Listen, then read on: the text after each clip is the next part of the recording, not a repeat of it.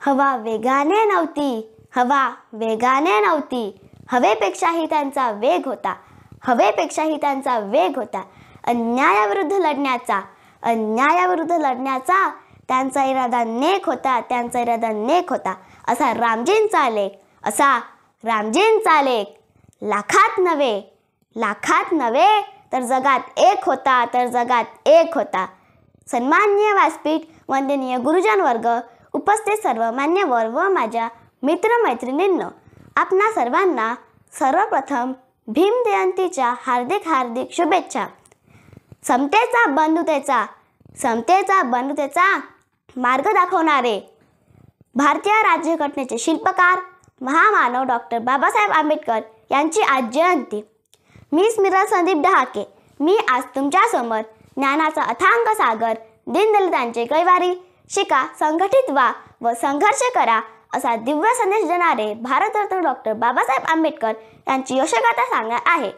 तरी आपण शांततेने ऐकून घेऊ ही नम्र विनंती.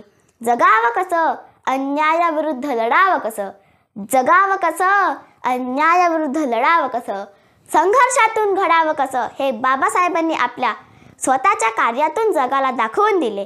आले किती गेले किती, आले किती गेले किती, उडून गेले भरारा, उडून गेले भरारा, संपला नाही संपणार नाही, संपला नाही संपणार नाही, माझ्या भीमाचा दरारा, माझ्या भीमाचा दरारा.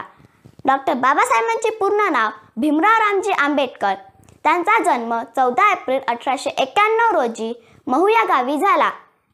त्यांच्या वडिलांचे नाव रामजी व आईचे नाव भीमाबाई होते.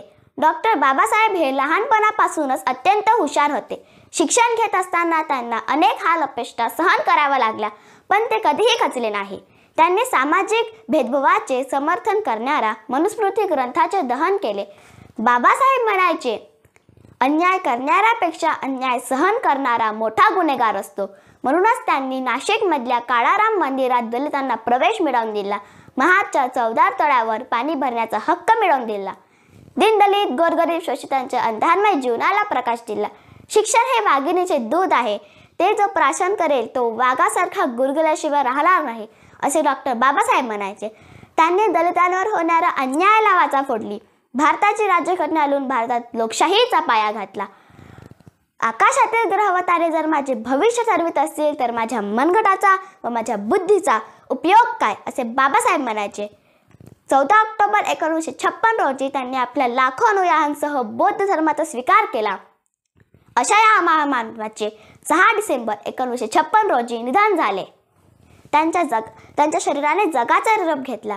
त्यांच्या शरीराने जरी जगाचा निरोप घेतला असला तरी त्यांचे विचार, त्यांचे कार्य आजही जिवंत आहे. बाबासाहेब म्हणायचे, संविधान कितीही चांगले असो, ते राबविण्याची जबाबदारी ज्यांच्यावर आहे ते जर प्रामाणिक नसेल तर ते वाईट ठरल्याशिवाय राहणार नाही.